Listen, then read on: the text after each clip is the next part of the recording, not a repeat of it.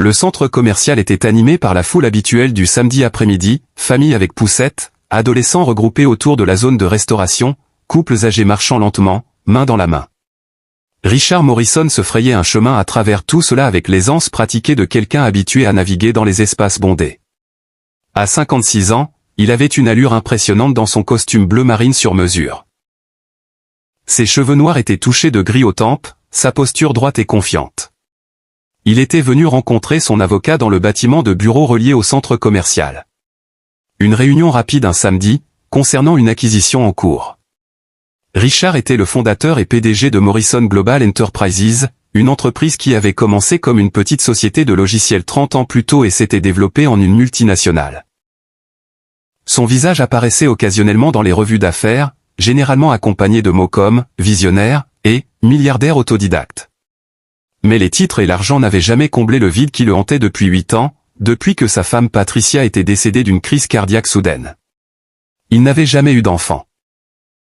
Les problèmes de santé de Patricia l'avaient rendu impossible, et après sa mort, Richard s'était entièrement plongé dans le travail, le laissant consumer les heures autrefois remplies de compagnie et d'amour. Il passait devant un magasin de vêtements pour enfants, à peine remarquant les vitrines colorées, quand il sentit un petit tiraillement sur sa veste. Richard baissa les yeux, surpris. Une petite fille se tenait à côté de lui, âgée peut-être de 5 ou 6 ans, avec des cheveux blonds relevés en un chignon légèrement de travers. Elle portait une simple robe bleu clair qui semblait usée mais propre, et serrait dans ses bras un ours en peluche beige qui avait manifestement connu des jours meilleurs. Un de ses yeux en bouton pendait, et sa fourrure était emmêlée par d'innombrables câlins.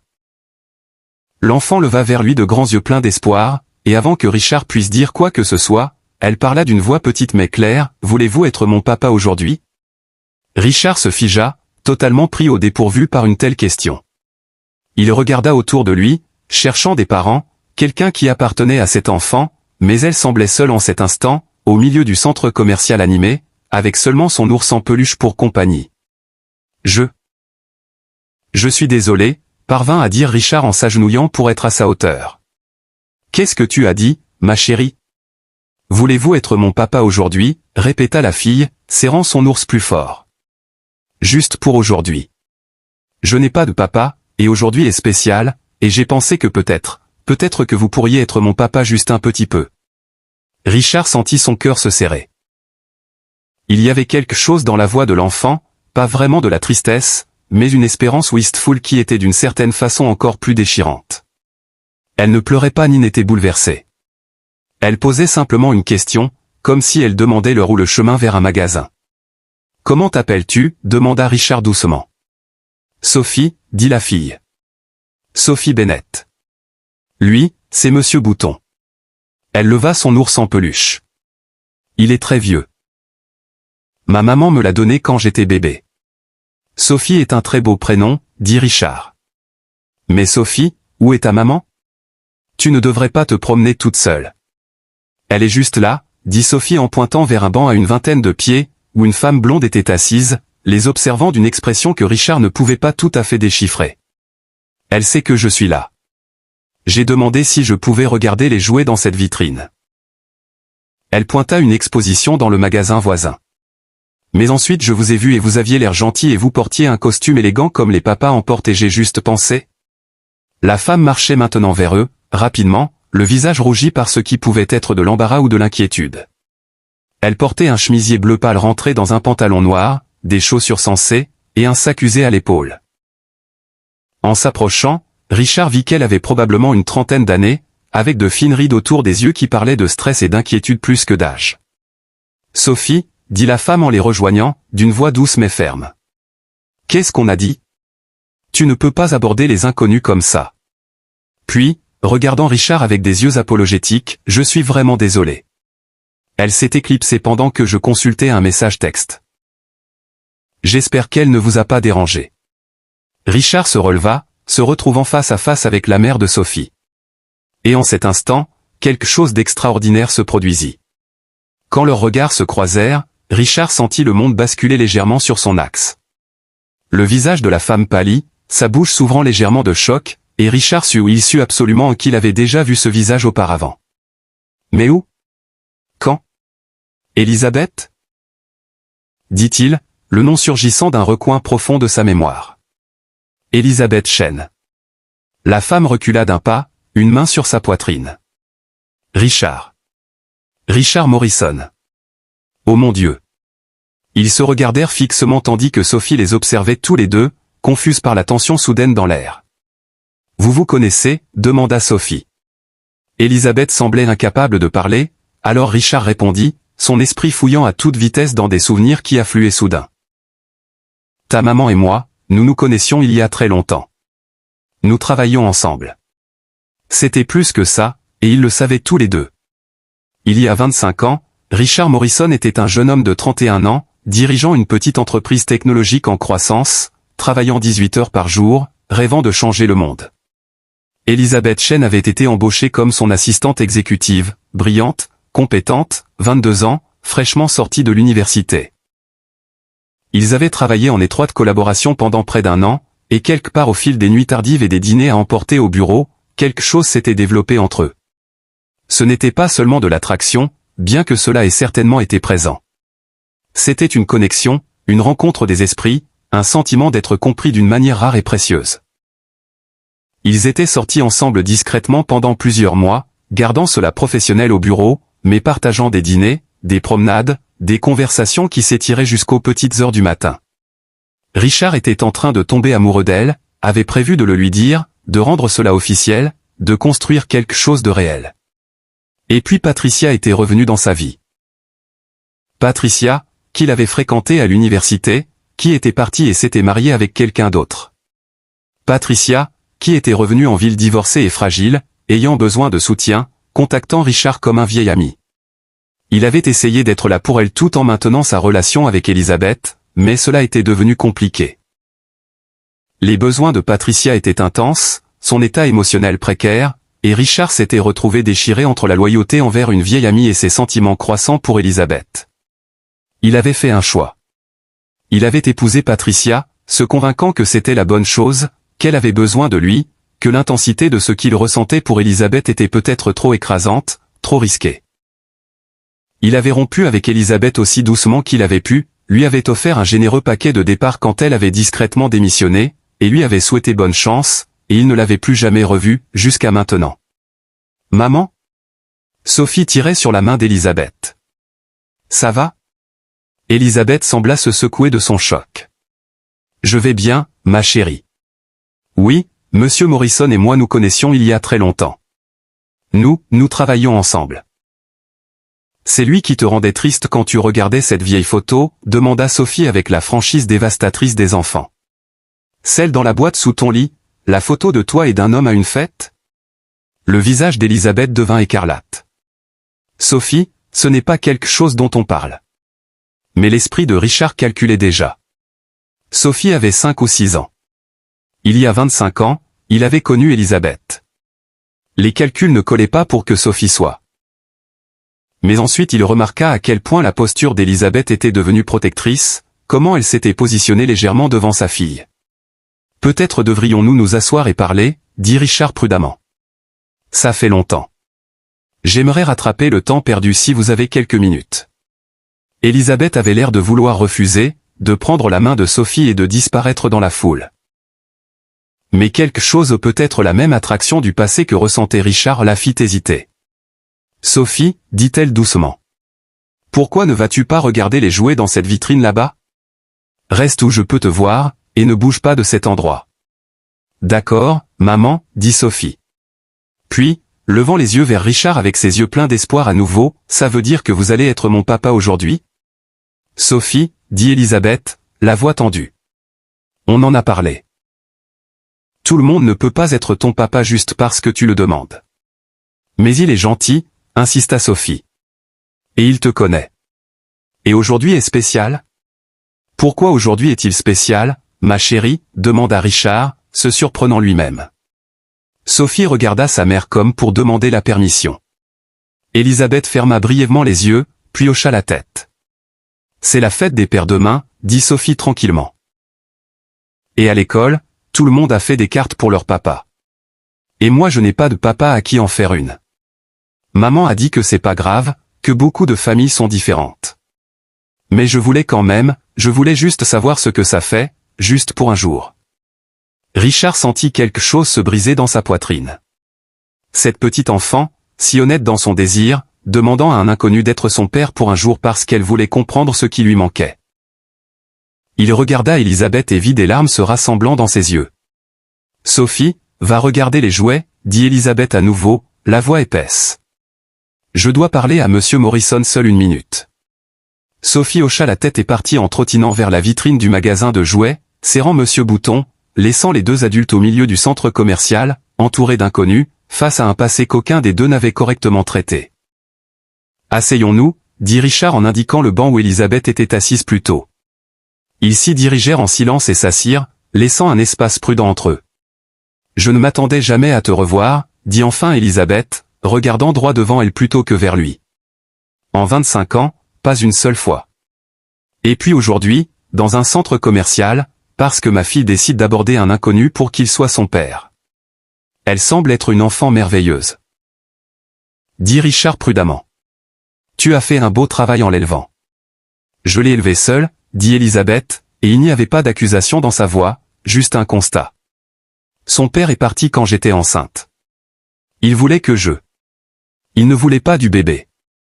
Nous sortions ensemble depuis environ 1 an, et quand je suis tombée enceinte, il a clairement fait comprendre que la paternité ne faisait pas partie de ses plans. Il a proposé de payer pour un avortement et a disparu quand j'ai dit non. Je suis désolé, dit Richard, et il le pensait. Ça a dû être incroyablement difficile. Ça l'était, admit Elisabeth. Mais Sophie est la meilleure chose qui me soit arrivée. Elle est intelligente, gentille, créative. Elle pose des questions impossibles et voit le monde avec une telle émerveillement. Je ne l'échangerai pour rien au monde. Ils restèrent silencieux un moment, observant Sophie appuyer ses mains contre la vitrine du magasin de jouets, montrant quelque chose à Monsieur Bouton. « Tu as épousé Patricia » dit enfin Elisabeth. Ce n'était pas une question. « Oui » confirma Richard. « Elle est décédée il y a 8 ans. Crise cardiaque. » C'était soudain. « Je suis désolé » dit Elisabeth, et elle semblait sincère. « Je me souviens un peu d'elle, quand elle appelait au bureau. Elle semblait fragile. » Elle l'était. Dit Richard. Elle avait besoin de quelqu'un de stable, de fiable. J'ai pensé que je pouvais être ça pour elle. Et je l'ai été, je suppose. Nous avons eu un bon mariage à bien des égards, mais nous n'avons jamais eu d'enfant. Elle ne pouvait pas, médicalement. Et après son décès, je me suis plongé dans le travail. Morrison Global Enterprises. C'est ce qu'est devenue l'entreprise. Nous sommes devenus internationaux, nous nous sommes étendus à des dizaines de marchés. Ça a été très réussi. Je sais, dit Elisabeth. J'ai vu ton nom dans les revues d'affaires, sur des bâtiments en centre-ville. Tu l'as fait, Richard. Tu es devenu tout ce que tu disais que tu deviendrais. Il y avait quelque chose dans sa voix. Pas vraiment de l'amertume, pas vraiment du regret, quelque chose de plus complexe. Et toi, demanda Richard. Que as-tu fait toutes ces années? Elisabeth rit, mais ce n'était pas un rire joyeux. Rien d'aussi impressionnant que construire un empire commercial. Je travaille comme gestionnaire de bureau pour une petite firme comptable. Ça paie les factures, la plupart du temps. Sophie et moi avons un petit appartement de l'autre côté de la ville. On s'en sort. Elle est en maternelle, réussit bien à l'école. On est prudente avec l'argent, mais ça va. On a ce dont on a besoin. La phrase « ce dont on a besoin » resta suspendue entre eux. Et Richard entendit tout ce qu'elle ne disait pas. Pas ce qu'elle voulait, pas l'abondance, juste le nécessaire. Il pensa à sa grande maison vide, ses multiples voitures, ses portefeuilles d'investissement qui grandissaient qu'il y prête attention ou non. La disparité était stupéfiante. « Pourquoi m'a-t-elle demandé ça ?» dit Richard tranquillement. « Pourquoi Sophie a-t-elle demandé si je serais son papa aujourd'hui ?» Elisabeth resta silencieuse un long moment. Parce qu'elle pense beaucoup au père ces temps-ci. Ça a commencé il y a quelques mois quand ils ont fait un projet d'arbre généalogique à l'école. Tous les autres enfants avaient 2 parents dont parler, même si leurs parents étaient divorcés. Sophie n'avait que moi. Elle a demandé pourquoi elle n'avait pas de papa. Et je lui ai dit la vérité, autant qu'une enfant de 5 ans peut comprendre. Que son père avait fait un choix de ne pas faire partie de nos vies. Et que c'était sa décision à lui. Mais que ça ne voulait rien dire sur sa valeur à elle. C'était la bonne chose à lui dire, dit Richard. Peut-être, dit Elisabeth. Mais ça ne l'empêche pas de se poser des questions, de souhaiter. Elle voit les autres enfants avec leur père à la sortie de l'école, au parc, aux anniversaires, et elle me pose des questions auxquelles je ne peux pas toujours répondre. Pourquoi mon papa ne m'a pas voulu? Qu'est-ce qui ne va pas chez moi pour qu'il soit parti? Et je lui dis que rien ne va pas chez elle. Que son choix était sur lui, pas sur elle. Mais je ne sais pas si elle le croit vraiment. C'est déchirant, dit Richard. Honnêtement, ça l'est. Elisabeth acquiesça. Donc, quand la fête des pères a approché et que les enfants à l'école faisaient des cartes et parlaient de ce qu'ils feraient avec leur papa, Sophie a commencé à demander si peut-être, juste peut-être, elle pourrait avoir un papa aussi. Pas pour toujours, a-t-elle dit. Elle sait que son vrai père ne reviendra pas, mais juste pour un jour, juste pour savoir ce que ça fait d'avoir quelqu'un qui l'appelle ma chérie et lui tient la main et soit fier d'elle. Richard regarda Sophie, qui arrangeait maintenant Monsieur Bouton dans différentes poses, inventant une histoire élaborée. Donc, elle m'a vu en costume et a décidé que j'avais l'air d'un papa. Quelque chose comme ça, dit Elisabeth. J'ai essayé de lui expliquer que ça ne marche pas comme ça. Que tu ne peux pas demander à des gens au hasard d'être ton parent, mais elle a 5 ans. Elle pense encore que le monde pourrait fonctionner sur des souhaits et des espoirs. J'aurais aimé que ce soit le cas, dit Richard tranquillement. Ils restèrent silencieux à nouveau, et Richard lutta contre une vague écrasante d'émotions. Du regret pour le choix qu'il avait fait 25 ans plus tôt. Du chagrin pour la vie qu'il aurait pu avoir s'il avait choisi différemment. De la curiosité pour cette femme assise à côté de lui, qui avait disparu de sa vie et construit une existence dont il ne savait rien. Et quelque chose d'autre, quelque chose de tendre et protecteur envers la petite fille qui lui avait posé la question la plus déchirante qu'il ait jamais entendue. Elisabeth, dit-il prudemment. Je sais que c'est soudain. Je sais qu'on ne s'est pas vu depuis des décennies, et qu'on est pratiquement des inconnus maintenant, mais et si je le faisais? Faisais quoi? Demanda Elisabeth. Et si j'étais le papa de Sophie pour la journée? Juste pour demain, pour la fête des pères? Je pourrais vous emmener toutes les deux quelque part d'amusant, un endroit qu'elle aimerait, le zoo, peut-être. Ou ce musée pour enfants en centre-ville. On pourrait déjeuner, passer l'après-midi ensemble, lui donner cette expérience qu'elle cherche. Elisabeth le regarda comme s'il avait suggéré quelque chose de complètement absurde. Richard, tu ne peux pas être sérieux. Pourquoi pas? Demanda Richard. Je n'ai pas de plan demain. J'allais passer la journée seule dans ma maison, peut-être lire un peu, revoir des contrats, mais à la place je pourrais la passer avec une petite fille délicieuse qui m'a très poliment demandé d'être son père pour un jour. Qu'est-ce qui ne va pas là-dedans? Tout, dit Elisabeth, mais sa voix manquait de conviction. Tu es un inconnu pour elle. Tu es Richard Morrison, PDG, milliardaire. Tu ne peux pas juste jouer à la famille avec des gens rencontrés par hasard dans un centre commercial. Vous n'êtes pas des gens au hasard, dit Richard. Tu es quelqu'un dont j'ai beaucoup tenu autrefois. Quelqu'un que j'ai déçu. Et Sophie est une enfant innocente qui mérite d'avoir un jour où elle se sent spéciale, où elle sait ce que c'est d'avoir une figure paternelle qui fait attention à elle. Est-ce vraiment si impossible? Les yeux d'Elisabeth se remplirent de larmes. Richard, tu ne comprends pas.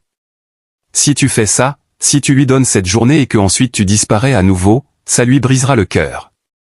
Elle aura eu exactement ce dont elle rêvait et puis ça lui sera retiré. Comment est-ce gentil?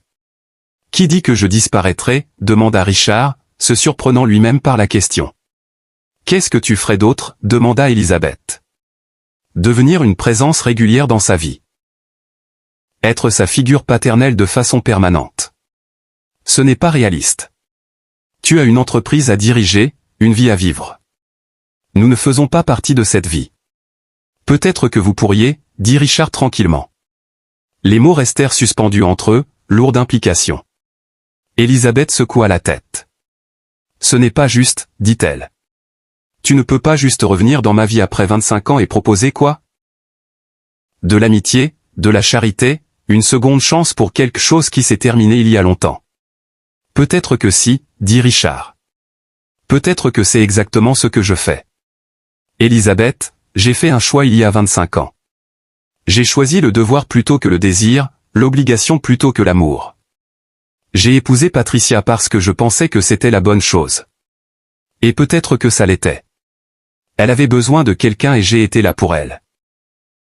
Mais j'ai passé 25 ans à me demander ce qu'aurait été l'autre chemin. À me demander ce qu'il serait advenu de toi. Ce qu'aurait été notre vie si j'avais choisi différemment. Eh bien, ce qu'aurait pu être est parti, dit Elisabeth fermement. Tu ne peux pas le récupérer. Le temps ne fonctionne pas comme ça. Je sais, dit Richard. Mais le temps avance. Et en ce moment, dans cet instant, il y a une petite fille là-bas qui a besoin de quelque chose que je peux lui donner. Pas de l'argent, pas des cadeaux, bien que je serais heureux de les offrir aussi. Mais de l'attention, de la présence, l'expérience d'avoir quelqu'un qui tient à elle. Laisse-moi faire ça, Elisabeth. Laisse-moi lui donner demain. Et ensuite, si tu veux que je parte après ça, je le ferai. Mais au moins donne-lui ce jour. Elisabeth semblait déchirée, luttant avec une décision que Richard voyait signifier tout pour elle. Elle regarda Sophie, puis Richard, puis ses mains jointes sur ses genoux. Si tu fais ça, dit-elle lentement, tu dois me promettre quelque chose. Tu dois promettre que tu seras gentil, que tu seras patient, que tu ne la feras pas se sentir comme un cas de charité ou une obligation, que tu la traiteras comme si elle comptait. Elle compte, dit simplement Richard. Je le vois déjà. Et tu dois promettre, continua Elisabeth, la voix plus dure maintenant, que si c'est juste pour une fois, tu seras honnête là-dessus. Tu ne feras pas de promesses que tu ne peux pas tenir.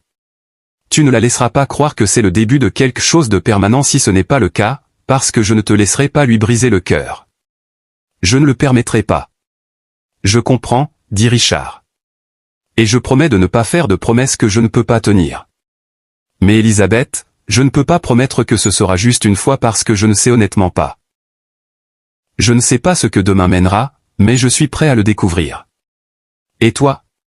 Elisabeth prit une profonde inspiration, puis se leva. Je dois être folle, marmonna-t-elle, puis plus fort, Sophie, viens ici, s'il te plaît. Sophie arriva en courant, Monsieur Bouton rebondissant.